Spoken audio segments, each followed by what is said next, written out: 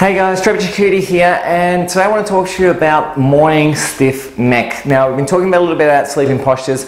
This week I want to talk a bit more about next week about all the things that affect you in sleep and how to get a better quality of night's sleep, especially from a support perspective. So today I want to talk to you about a key reason why we wake up with a stiff neck, because we've all done it. We've all had these days where you wake up in the morning and you kind of feel like that stiff, tight neck and you don't want to move it.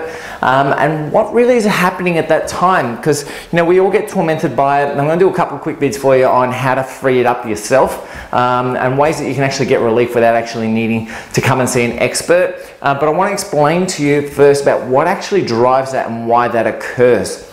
Alright, so let's start with our sleeping posture. So we take this person here. One of the key issues that we have with sleeping is the need to actually have proper neck support. And it sounds quite simple and logical, but there are so many different people that just don't get proper support. And the main two reasons for that are, number one, poor pillow function. Number two is poor mattress function. We can talk about mattresses and pillows, and I'll talk about how to size yourself up for a pillow later on in a later vid. But for now, I want to talk to you just in simple terms about what happens when you don't get neck support. So if we look here, if I draw a line in a couple of places here, this is the central part of her spine at the base of her neck here, and up here is where the spine is, where the pillow sits. So when we look at that, if I take a ruler and draw a straight line through there, let's just try and line this up a little bit. This is kind of the angle that we're looking at through there. Okay, so this is an issue. We should be horizontal, we should be straight. So when we're cocked up like that and the neck's actually tilted like this on that high level, what ends up happening is that we get imbalances between the muscles that are coming from here and the muscles that are coming down here.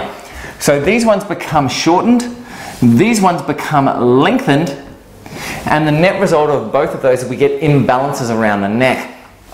So the other key thing that happens with this as well is that if the pillow isn't providing enough support in this bottom area here, so we're not getting enough lift in this area, then the neck will start sinking in as well. So now we get stretching because of the pillow being too high, and we get stretching because the neck is sinking. So the natural response from the human body is we need to stop this from occurring.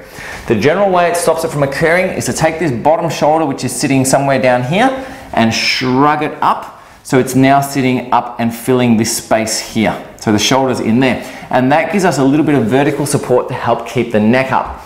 The problem with that is the key muscle that does that more than anything else is a muscle called your levator scapulae. That's this muscle here. This is your levator scap. Now when your levator scap contracts, what it does is it lifts the shoulder up this way, but it also pulls on these top couple of vertebrae in your neck. Okay? Now the key thing, if you've ever read or watched any of my stuff on migraine or headaches or things like that, is that this area up here is critical for neurological function.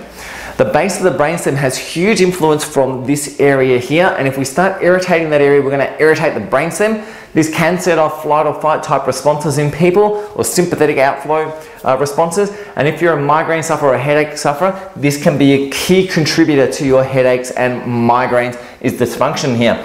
So when we start changing the function of your levator scap muscle, we change the function of that upper cervical spine, and this can also impair or make worse or aggravate those conditions as well, especially if you've got light and sound sensitivity issues and the face pain, things like that as well.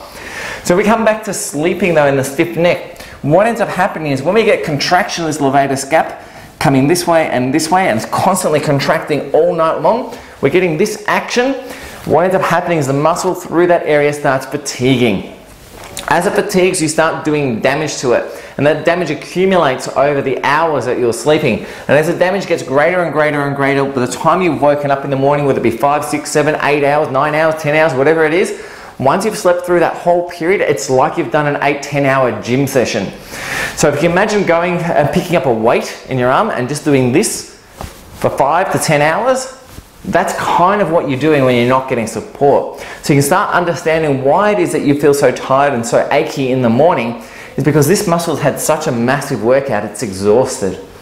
Okay, so this is a big problem for us because not only does it create the stiff neck feeling, but it also influences the way our upper neck work, and it also influences the way our shoulder works as well. So it's a really key muscle in order to make sure that we are living healthy and to make sure that everything is right heading forward, okay? So I'm going to put a video together for you on how to free this up and how to open it up so that you don't have any issues and you can free it up yourself. But remember, the best way to do it is always prevention, and the best way to prevent it is to actually look at supporting the neck properly, which we need through good mattresses and good quality pillows. Anyway guys, if you have any questions or you're not sure about this stuff, you want to know a bit more about how this works or anything, just post them up below. Remember, it's all about adding quality of life to your years, and we'll catch up in the next video. See you then. Bye for now.